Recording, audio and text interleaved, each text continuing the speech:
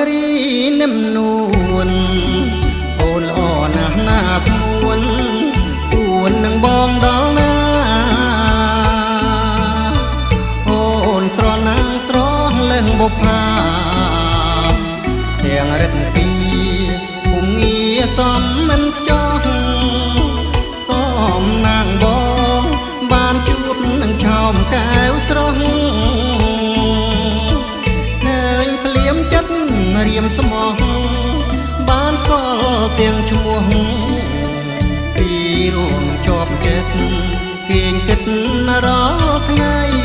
ស្រមៃជានិច្ចអូនបងភ្លេចឲ្យរៀមបង